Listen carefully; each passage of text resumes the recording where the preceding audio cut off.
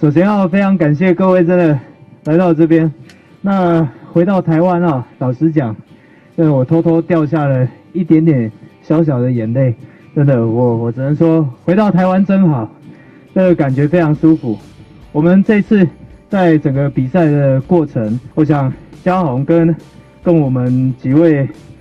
选手在整个展演的过程啊，一直以来大部分的人都是看见，所以才会相信。那我们一直以来都是相信，所以我们看见了。那嘉宏在这次的单杠虽然表现的不是不尽人意，那没有达到我们设定的目标，但是他在全能返回了我们该有的面子，在世界奥运的舞台，我们拿到了第7名。那也希望说嘉宏这样的故事也可以带给我们国人一些信心，能够对我们台湾更有一些支持以及鼓励。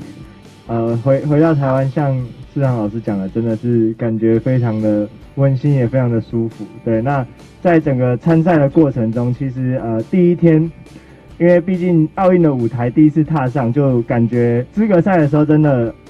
稍微比较紧张一点。当下的心情就是心情非常低落，那自己也知道老师的心情也算是比较低落，但是因为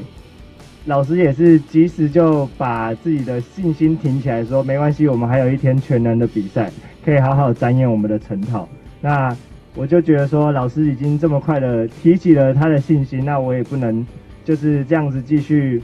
就是低落自己的心情。那当天就是第一天资格赛完晚上，其实老师也有就是偷偷开放了我在餐厅